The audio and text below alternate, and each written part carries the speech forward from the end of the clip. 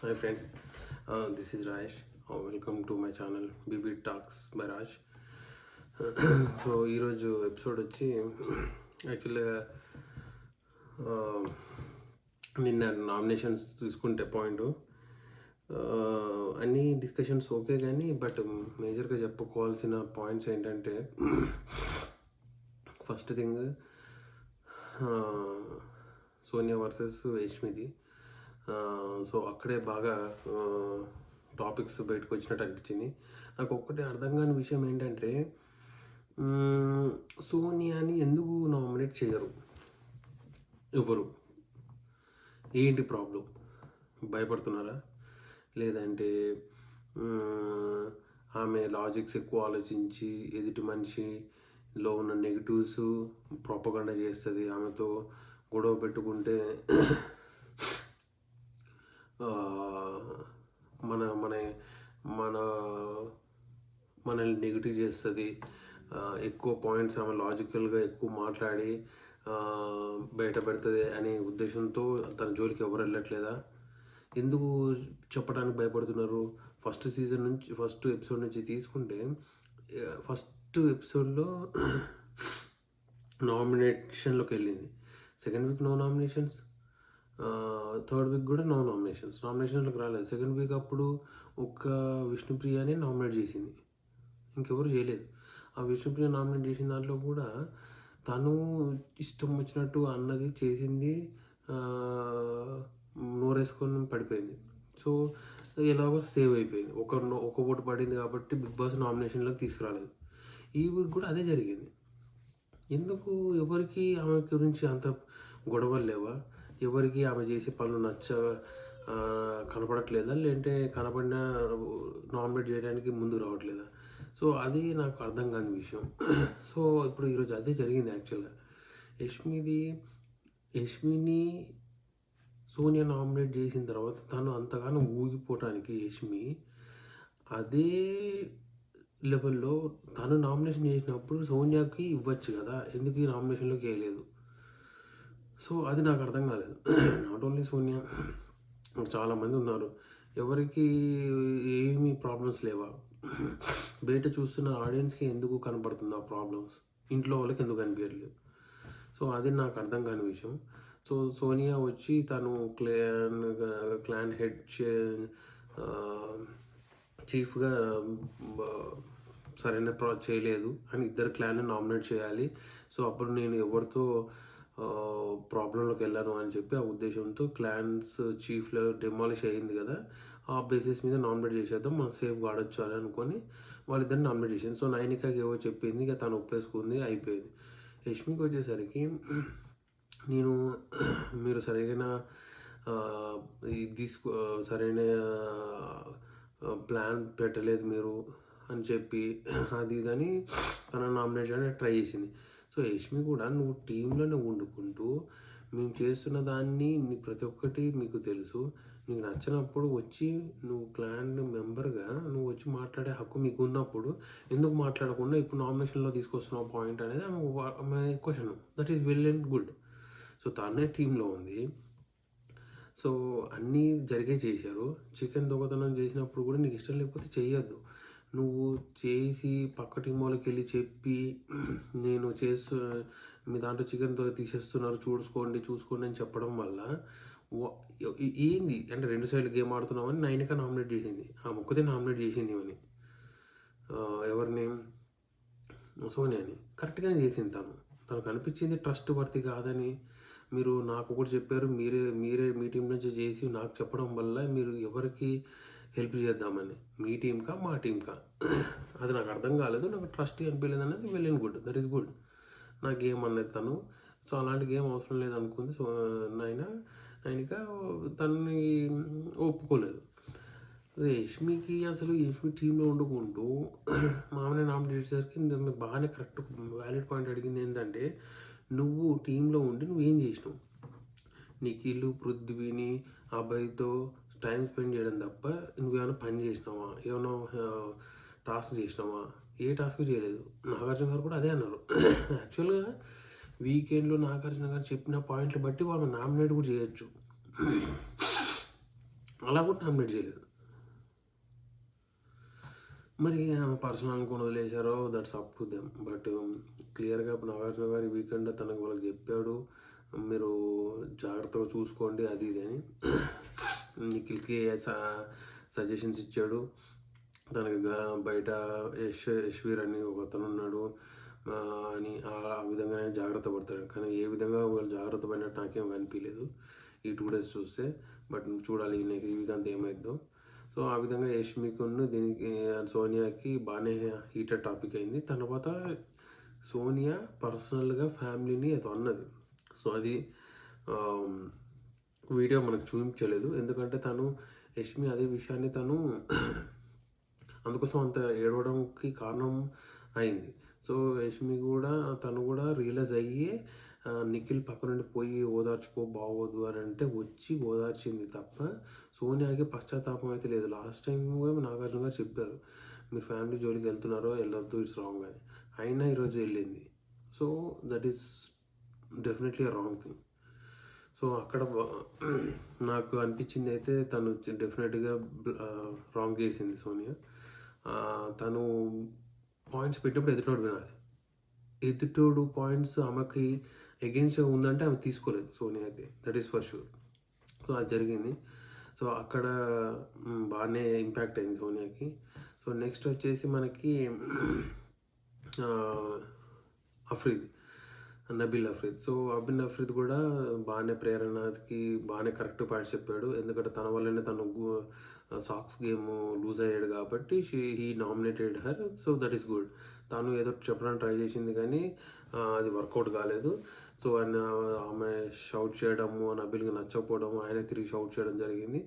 Okay, that is fine. So Nabeel Afridi straight ఫార్వర్డ్గా ఉన్నట్టు చెప్పాడు, well and good. So Manikanta విషయానికి వస్తే మణికంఠ కూడా ప్రాపర్గానే పాయింట్స్ చెప్పాడు. యష్మి ఎక్కడ ప్రాబ్లం చేసింది, యష్మి ఎందుకంటే అక్కడ 250 grams దగ్గర తను ఫ్లిప్ అయిపోయింది. అక్కడ పాయింట్ వ్యాలిడ్ పాయింటే. కానీ యష్మి ప్రాబ్లం ఏంటంటే ఫ్రెండ్ అనుకుంటా నువ్వు నన్ను నామినేట్ చేయడం వర్త్లెస్ అని అంటే ఫ్రెండే గేమే. మణికంఠ చెప్పిన దాంట్లో కూడా కరెక్టే ఉంది. సో నువ్వు అక్కడ ఫ్లిప్ అయ్యావు, ఎందుకంటే 250కి దగ్గరలో ఉన్నది 270 నువ్వు ఒప్పుకోకుండా ఏదో రీజన్ చెప్పి అది కూడా స్టార్టింగ్లో చెప్పకుండా నాగార్జున గారు ఫస్ట్ అడిగినప్పుడు చెప్పకుండా తర్వాత ఫ్లిప్ అవ్వడము, ఇది everybody is watching, everybody realized that. So తను ఏడ్చుకుంటా చెప్పడం అనేది, సో అదే విషయం ఫస్ట్ చెప్పుకుంటే నమ్మేవాళ్ళేమో, బట్ అది విషయం తర్వాత చెప్పడం వల్ల ఎవరు నమ్మకం లేదు. అదే విషయం మనకంట ఎక్స్ప్రెస్ చేశాడు, that is good. So nominate చేశాడు, అయిపోయింది. తను కూడా అక్కడ ఓవర్గా రియాక్ట్ అయ్యింది, which is fine. And the other thing is like Abhay versus నిఖిల్ది. ఆయనే అసలు ఏ ఫైట్ చేసుకోకుండా నేను నామినేట్ కానరా అని అనకుండా డైరెక్ట్ వచ్చి నామినేషన్లో పడ్డాడు. ఐ డోంట్ నో, అది అక్కడ అట్లీస్ట్ డిస్కషన్ పెట్టుకొని తన పాయింట్స్ తను చెప్పుకొని నామినేట్ అయ్యింటే బాగుండేది అనిపించింది నాకు. ఇక మిగతా నామినేషన్స్ అన్నీ నార్మల్గా జరిగాయి. విష్ణుది ఆ గుడ్డు గొడవ ఏంటో నాకు అర్థం కాలేదు. సో గుడ్ టాపిక్ మీద కాసేపు డిస్కషన్స్ అయినాయి తిండి గురించి. సో దట్ అది నామినేషన్స్లో ఎందుకు తీసుకొస్తున్నారో వాళ్ళకే తెలియాలి. సో అది overall that episode. Coming to today's game. So అంటే నేను వీడియో చేయలేదు, I didn't get the time. So I'm making the points for yesterday's and today's episode. So ఈరోజు వచ్చేసి గేమ్స్ టాస్క్ పెట్టాడు బిగ్ బాస్. సో ఓవరాల్గా first గేమ్లో వాళ్ళు ఎవరైతే మన నబీల్ వర్సెస్ పృథ్వీ ఆడారో ఫోటోస్ గేమ్లో. సో ఓకే, ఇద్దరు ఆడారు, ఇద్దరు చేశారు. కానీ ఫస్ట్ నబీల్ తీసేశాడు. బట్ తర్వాత ఎన్నిసార్లు చెప్పినా పృథ్వీ ఒప్పుకోకపోవడము, పృథ్వీ సంచాలక సీత ఎన్నిసార్లు అడిగినా తను కంట్రోల్ కాకపోవడం వల్ల ఆ గేమ్ అదర్ టీం వాళ్ళకి ఇచ్చేసావు.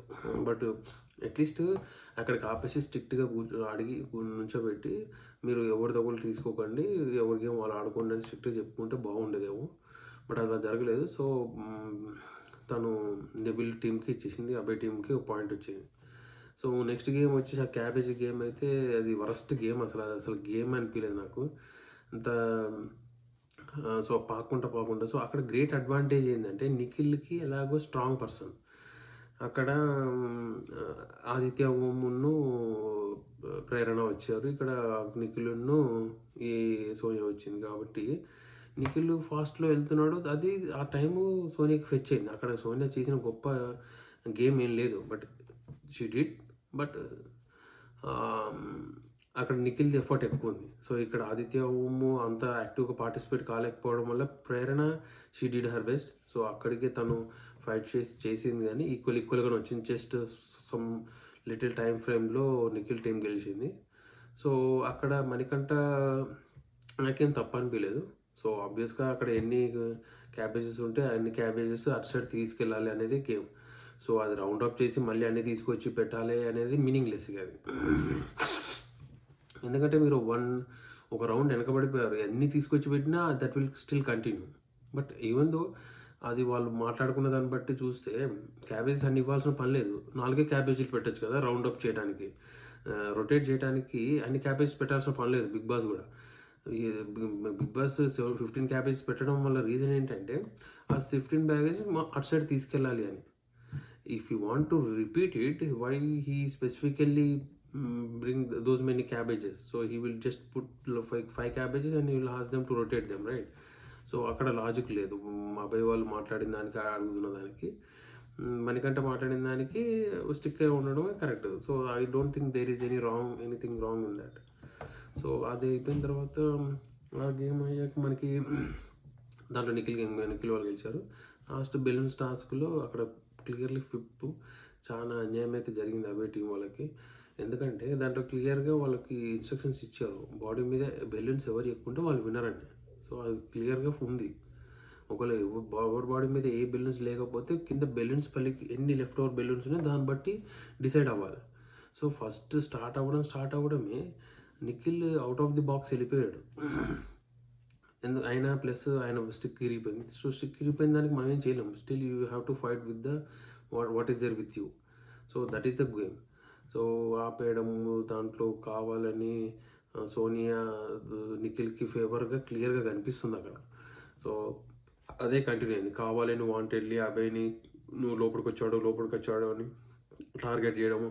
సో ఆ టార్గెట్ ఎక్కడ స్టార్ట్ అయిందంటే ఫొటోస్ గేమ్లో సంచాలకుగా సోనియాని పెడదాము అని నిఖిల్ అంటే అబ్బాయి వద్దు సీత అనేసరికి అక్కడ తను సోనియా హర్ట్ అయ్యి అది ఇక్కడ తను ఈ గేమ్లో తీర్చుకుంది. అది క్లియర్గా కనిపిస్తుంది. అది ఎందుకంటే అక్కడ అబ్బాయికి అసలు ఛాన్స్ ఇవ్వకుండా బెలూన్స్ను కూడా ఓన్లీ అబ్బాయి బెలూన్స్ను లోపట వేయడము సంచాలకుగా, అది కూడా అబ్బాయిని పదే మాటికి వెళ్ళకపోయినా అవుట్ సైడ్ ద బాక్స్ వెళ్ళకపోయినా తను మాటికి అని పేరు బయటికి తీయడం. ఎందుకంటే ఇప్పుడు బెలూన్స్ అన్నీ నిఖిలి పలిగిపోయినాక అబ్బాయి బెలూన్స్ ఉన్నప్పుడు అబ్బాయి ఎందుకు వస్తాడు? లోపలికి రాలేడు కదా. లోపల బాక్స్లోకి వస్తే నిఖిల్ బెలూన్స్ అని పలగొట్టేస్తాడు. సో అందుకోసమే అబ్బాయిని టార్గెట్ చేసింది. అబ్బాయి లోపలికి వెళ్తే బెలూన్స్ పలగొడతాడు. ప్లస్ ఇన్ దట్ ఆల్రెడీ నిఖిల్కి చెప్తూనే ఉంది, బెలూన్స్ ఫస్ట్ బాడీ మీద ఉన్న బెలూన్స్ టార్గెట్ చేయి, కింద బెలూన్స్ కాదు అని క్లియర్గా సంచాలకే నిఖిల్కి చెప్పుకుంటూ వస్తుంది, which is totally wrong. So అక్కడ క్లియర్గా యష్మి కానీ మణికంఠ కానీ బాబాయ్ కానీ ఆర్గ్యూ చేస్తున్నారో క్లియర్గా సోనియా దొరికిపోయింది అక్కడ అందరికి. తనకు కూడా మాటలు లేవు మాట్లాడడానికి. సో అక్కడైతే 100కి 200% తను చేసిందని క్లియర్గా కనపడుతుంది. బట్ అయినా కూడా నిఖిల్ వాదిస్తున్నా కూడా నిఖిల్కి కూడా అర్థమవుతుంది అక్కడ తను ఫెచ్చింగ్ చేసింది తనకని. అబ్బాయిని అక్కడ సంచాలకు ఒప్పుకోలేదని చెప్పి తను ఇక్కడ యూజ్ చేసుకుందని నిఖిల్కి కూడా అర్థమవుతుంది. సో అది that is not at all fair. అందరూ ఫ్రెండ్స్గా తిరుగుతున్నప్పుడు ఫ్రెండ్షిప్లో ఇది చేయడం అనేది it's not true. Okay, it is not good at all. So Sonia మరి 10 సంవత్సరాల నుంచి అబ్బాయి తెలిసినాడు అని అన్నప్పుడు అతనికి అంత అన్యాయం చేయాలని అనుకుంది అని అంటే see how Sonia is. So అబ్బాయి జస్ట్ తను వద్దు సీతాని పెడదాము అని అన్న మాటకి తను అంతగానో గ్రడ్జ్ పెంచుకుందంటే రేపు నిఖిల్ పరిస్థితి అంతే, పృథ్వీ పరిస్థితి అంతే. తనతో ఉన్నంత వరకే తను మంచిగా ఉంటుంది. తనతో కాదు అని బయట తెలిసిందంటే కార్నర్ చేయడానికి రెడీగా ఉంటుంది. సో అట్లా ఉండడం పద్ధతి కాదు. సో అబ్బాయికి ఆల్రెడీ తెలుసు సోనియా వస్తే బయాస్ ఉంటుందని. So that is the reason he chose సీతాన్ని అట్లీస్ట్ సమ్ న్యూట్రల్గా ఆలోచిస్తుంది అని అనుకున్నాడు కాబట్టి చేశాడు. There is nothing more than that. So friends అని అనుకున్నప్పుడు ఎవరు గేమ్ వచ్చినప్పుడు వాళ్ళు స్వార్థంగా ఆలోచిస్తారు. అలాగే ఆలోచించాడు. But Sonia should realize light what I'm doing wrong. So అది అనుకోవాలి. సో అంతేగాని దాన్ని రెక్టిఫై చేసుకోవాలని చూడాలి కానీ but is going in a wrong way. So మధ్యలో మళ్ళీ పృథ్వీని యష్మి అంటే నీకు ఇష్టమా అని అడగడము, కొంచెం పొజిటివ్నెస్ కనిపిస్తుంది అక్కడ. సో తన మనుషులు తన దగ్గరే ఉండాలి అని నిఖిల్ని పృథ్వీని గట్టి పెట్టేసుకుంది. వాళ్ళు గేమ్ బాగా ఆడతారు కాబట్టి వాళ్ళతో ముందుకెళ్ళిపోవచ్చు అని. సో అది strategy. But I don't know how much time it will work for her.